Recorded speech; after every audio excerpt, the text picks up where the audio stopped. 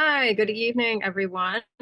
Um, let's see, I have my slides up, so I can't see if people are actually joining, but I'm going to assume that they are. Welcome, good evening. My name is Courtney Doggart, and I'm the president of Network 2020.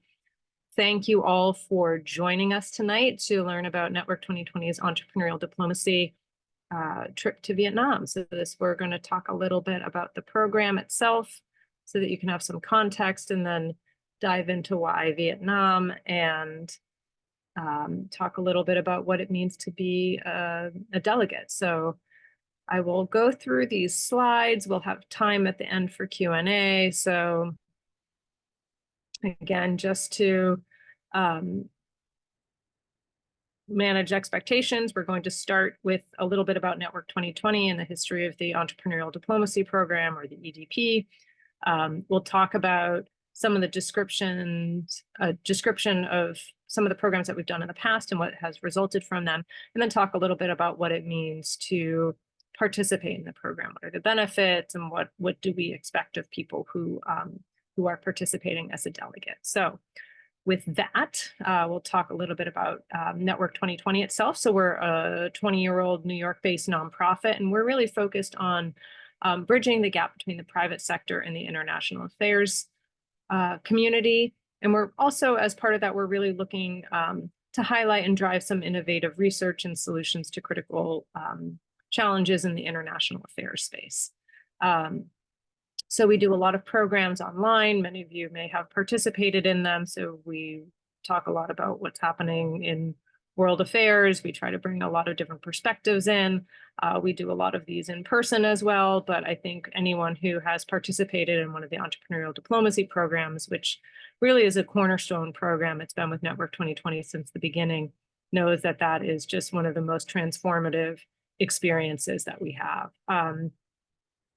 So the Entrepreneurial Diplomacy Program, it's a qualitative research program. We're really focusing on it. It's a two-way street where we see it as both educational for the people who participate in the program, and then also for those for whom we meet, and for those in the countries that we're focusing on, we're hoping that we can raise awareness, create creative connections, and really have an impact in some slice of international affairs. And so we like to use the term that we're applying the entrepreneurial spirit to foreign policy questions by looking for innovative ideas and solutions. So we bring together an interdisciplinary group to really take a look at a question in international affairs and foreign policy. But we're really trying to look at that through the lens of, are there solutions that lie in the private sector? And so, by qualitative research program, what I mean is that everything that we're doing is done through interviews, through talking with a wide range of stakeholders. And we start that before we even go in country. And then once we're in country, we're basically drinking from a fire hose and meeting with as many people from across society as possible to really understand different perspectives on the topic in question. So I say solutions within the private sector. And so one of the ways in which we think about the Entrepreneurial Diplomacy Program is that on the grandest level, we're looking at countries that are often transitioning. Maybe they're post-conflict, maybe they're in an interesting geopolitical space. And so I like this diagram that's used by the U.S. Institute for Peace, and it's really looking at the framework for a stable post-conflict society. And I think it applies in general, whether or not the country is post-conflict or not. But you need certain things that are in this Venn diagram. You need rule of law, you need security, you need social well-being, governance. And the piece that I think that we're really trying to zoom in on is the economic piece, because people need good livelihoods, right? No matter where you live. And so that's sort of how I like to approach the Entrepreneurial Diplomacy Program, is when you're looking at these larger geopolitical questions that are resting on all these legs of rule of law or security or governance, how can we help shore up the economic piece more broadly? So that's basically what we're looking at within the Entrepreneurial Diplomacy Program. But I think one needs to talk about all the pillars and understand all of the pillars in that process. So the way the program typically works is we start broad, we talk to a lot of people, we look at a lot of research, and we're really trying to understand areas of geostrategic interest. And we get a lot of input from our advisory council, from speakers, from all different sectors to really try to understand where we want to focus our attention on.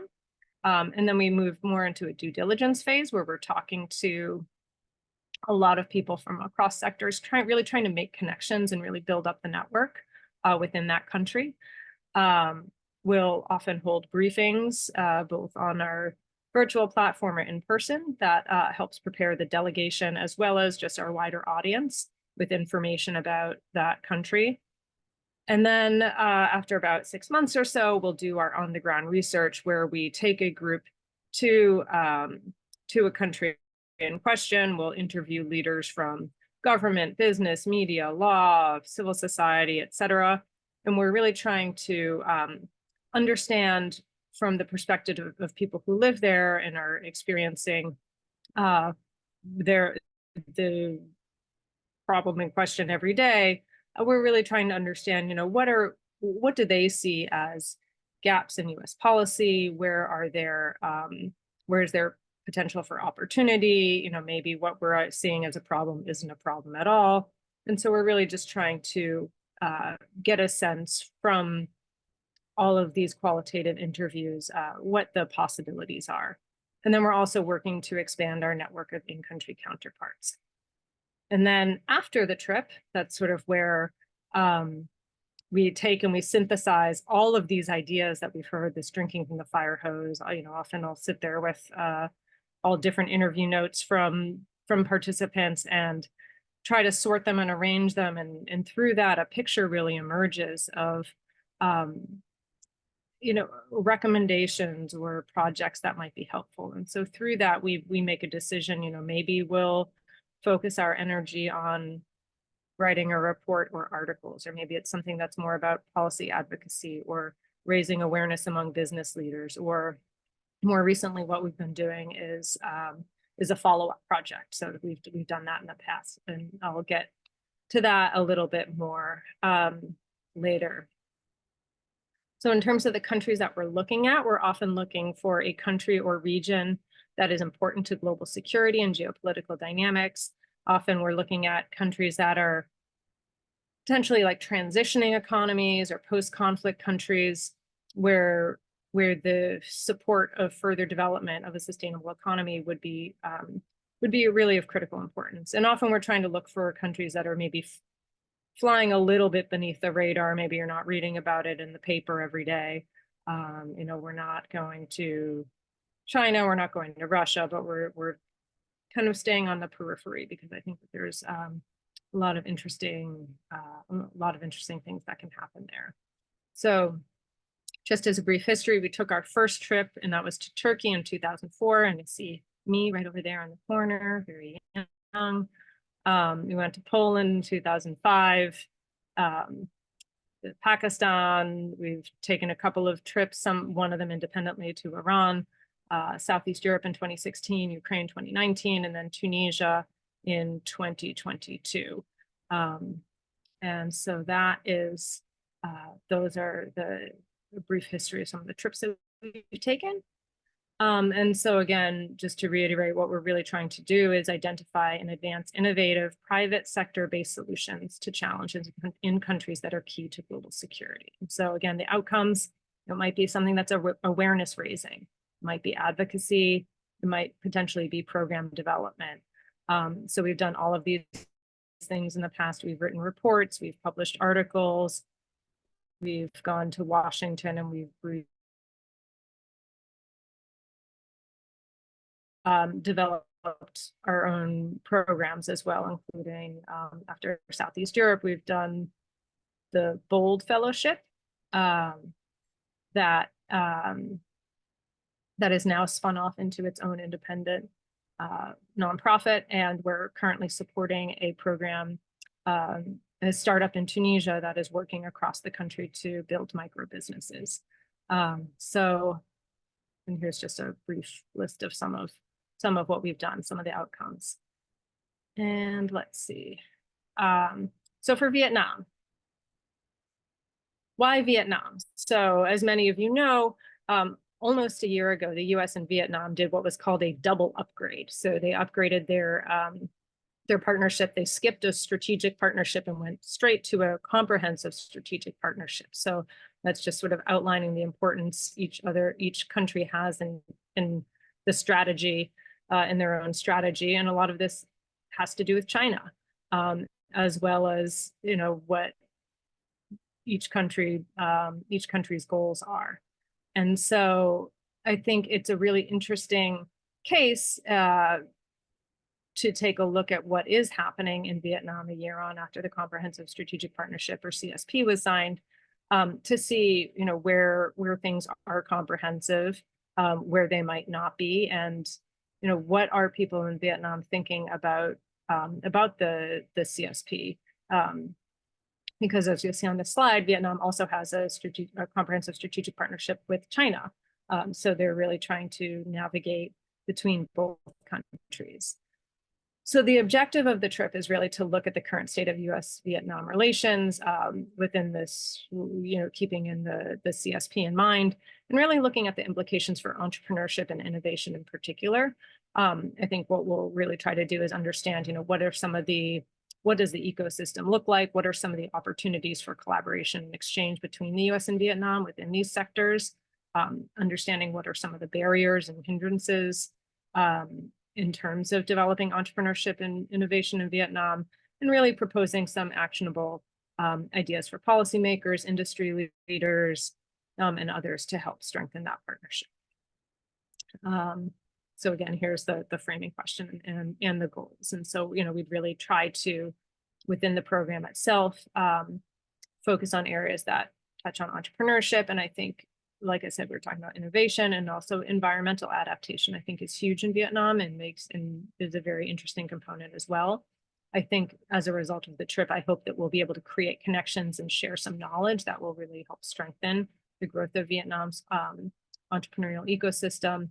And on the probably on the start of this trip too, we're also hoping to hold a symposium with a partner organization in Vietnam that can help bring together stakeholders as well. So we'll be putting a lot of energy into this area in the coming year. And so this just kind of maps out where we are and where we're going. So the trip itself would be in November. So between now and then, we're in the process of both doing the logistical side of the trip as well as all of the substance. All of the delegates in the fall will start booking some pre-trip orientation programs just to have a sense of what is happening in Vietnam, so we're not going in cold. And we'll assemble a briefing book that really covers some of the trip essentials. And then after the trip itself, we'll get together as a group, we'll share notes. And then at that point, we have a fellowship program too, where we are usually working with a mid-career professional who has some experience in this area, and they really help drive some of the outcomes of the program. And then of course we welcome participation from delegates as they wish. So the potential itinerary for Vietnam. So we're looking at a trip the 9th through the 18th. So we would start in Hanoi. We do it'd be a mixture of sightseeing as well as these meetings. So we do a sightseeing trip in Ninh Binh. We'd go to Da Nang, Hue, Ho Chi Minh, and then finish in Can Tho in the Mekong Delta region before departing again from Hanoi. So that's the rough itinerary, subject to change, but Brian has been doing a wonderful job in thinking through where we should go in his home country. And what makes the most sense. And so I think we would have a nice itinerary that goes from north to south. So the delegation. So who is it for? It is for committed and curious individuals who have an interest in or experience in the country and the topic. So basically, you need to be curious and you need to be dedicated. You need to be willing to sit through a lot of different meetings and really try to come up to speed as quickly as you can. And what makes this kind of travel trip unique is obviously you get to see the country on the surface level, you'll get to see the beauty and the culture and the history and some of the sites, but you will also get to see and experience the country in a most dynamic way too, by talking to people who are themselves figuring out and trying to contribute to the direction of their country. And so it's a way of experiencing a country that is very much deeper than surface level. And it's a way to really, more than pierce the surface, but really get to know people, to understand in a very 360 way the trajectory of a very important country. And so I think it's one of the most amazing ways to learn. And the group itself will be a multi-generational, multi-talented group of non-experts. So they have a wide range of career experience. So we're really just looking for people who are curious, committed, and can bring their own experience to bear on the trip itself. So let's see, benefits, rules, and responsibilities. So the benefits, obviously, I think it is a really invaluable opportunity. It's a way to travel in a way that you just might not have otherwise. You get some experience in qualitative research if you don't have it, network building, and potentially policy advocacy. It's a great way to take part in policy conversations about Vietnam and form ties with other delegates and the fellows, and really help foster people-to-people relations between Vietnam and the US. We will be working hard to design a really fantastic trip that is a good combination of sightseeing and meetings. We'll provide a lot of orientation, covering logistics, cultural expectations, and other things that we think you should know prior to going, provide you a briefing book, and then you can also participate in some of the post-trip sessions where we try to figure out where we go from here. We'll handle all the logistics and scheduling all of the meetings. We'll provide the orientation programs, the briefing book, and just basically be your mini think tank / travel agency for the trip. In the program costs, so all delegates are responsible for paying their own fee and for the international airfare. And so for members, it's $5,250. For non-members, it's $5,750. And so that covers all the trip planning, single room occupancy in 4- and 5-star hotels, all meals, in-country transportation, which will, for this trip, I believe, largely be by plane between cities, but there might be some minivans that we'll take, and guides and translators. And let's see, so next steps, if you want to apply, we have a link here, and I believe Brian has put it in the chat, and it's also on the website to apply before May 24th. After the application, we'll conduct interviews just because we want to understand what's driving people to participate and really get to know, what sort of skills you might be able to bring on this trip. And then selected, we'll ask for a deposit. And so I think that is a lot of information. And what I can do now is open it up for questions. So if you have a question, you can put it in the Q&A box, and I will answer them. So let's see. So the first question is, can a delegate join if they're from a different country, not from the US? Yes, absolutely. I think you just need to be open for some Zoom meetings if in terms of some of the pre-trip prep, and we'll just try to arrange those at a time that hopefully will work across time zones. What type of expertise or experience are we looking for from the delegates? It depends. I think that this is a really good question. I mean, obviously, because we're looking largely at entrepreneurship and innovation, I think anything that can be tangential to that is always valuable, and whether that's an understanding of law or international law or contracts or funding or investments or startup or technology. I mean, there's a very there's a broad, the if from within the hub of entrepreneurship and innovation, that the spokes can go wide. And so I think there's a way to approach it from a lot of different levels, even if you're not, yourself steeped in entrepreneurship and innovation. And then of course too, I think it also helps to have people who have a sense of the larger geopolitical context. So I think, in short, I think that there's a way to bring in a lot of different expertise. And maybe you know nothing about this, but you're a really great writer and can summarize things easily. Like that would be a hugely important skill to have. So even if there aren't things that are directly related to, what I've been saying in terms of the substance of the meetings, I think that there are a lot of ways that the immensely talented community that I've come to know through Network 2020 can contribute. So who typically joins the trip? Great question. So we've had, I'm trying to think about, who we've had on the past trip. Like when we went to Tunisia last, we had everyone from, an entrepreneur who runs her own company to someone who worked in the banking sector to a lawyer mediator, a young student who is actually from Tunisia.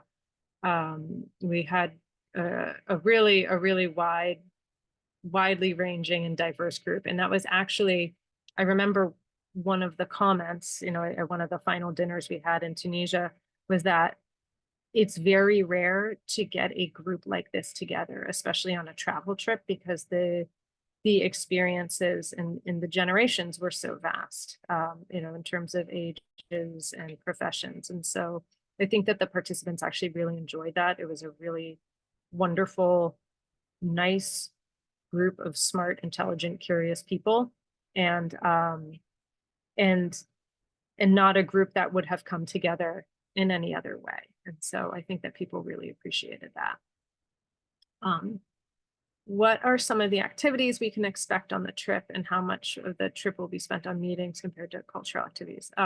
Good question. In the past, we've done the trips very meeting heavy and less culture and sightseeing heavy. I found that everyone needs to give their brain a little break and then sometimes put it in a larger context. And so I think this one, maybe it'll be more like 60% meetings, 40% travel. Don't quote me on that. But a little bit, we'll try to give a little bit of downtime to process, to write notes, to be able to, see some of the beauty of Vietnam as well. Let's see. And sometimes too, I think that that's the way the itinerary is framed. There's a way to take breaks between meetings if you're going from one location to another. If you remember, in Tunisia, we were driving from the south back up toward Tunis, and we were able to stop, and because we were doing this by minivan, we were able to stop at like this great Fried Salt Lake area. So there are different activities that one can do and kind of intersperse, which I think helps a lot and gives some space between meetings. How is a delegate different from a fellow? So we have more delegates than fellows. The fellows themselves are work closely with the Network 2020 team on a much more regular basis. It's more of a demanding position, and they're really helping to drive that research, and they're really in it for a longer haul. But they'll participate. Everyone participates in the trip. Everyone takes notes. Everyone attends meetings. But the fellows are a little bit more hands-on in terms of the actual planning and substance and outreach after the fact. Do I have to be a U.S. citizen to be eligible for the trip? No, you do not. I think the one thing you do need to be eligible for is just knowing whatever visa requirements there are, and making sure that you can enter Vietnam in a legal way. So that's the only thing that you would need to make sure of. Oh, great question. What if we heard on the ground does not fall within the scope of entrepreneurship and innovation? That is a great question. Um, so these trips are designed in a way I think for some people, they're almost frustratingly open-ended. And I find it sometimes when I'm trying to explain it to people, because we don't always know what will result from the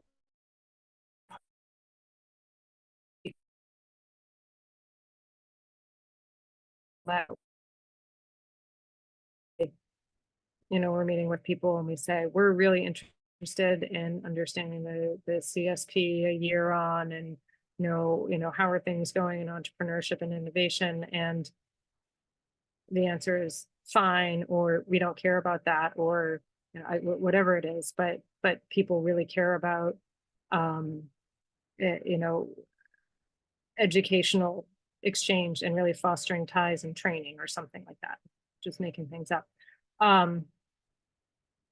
I think that then ideally we can pivot, and that's where whatever results from this trip, um, we take those conversations into account. And we're not saying, okay, well, we came here to, ultimately result in a program that looks at entrepreneurship and innovation, and we can't, and so we're going to do that, even though that's not what we heard about. No, I think what we would then try to do is go back and say, okay, well, what is it we really need to do? Is it making recommendations? Is it raising awareness about the fact that there's plenty of entrepreneurship and innovation, but there really just aren't university to university ties, if there aren't people really just need better labs, or again, I'm just making things up, but we would then say, okay, well, where is our role in this, and what is it that we can do? Is it is it raise awareness? Is it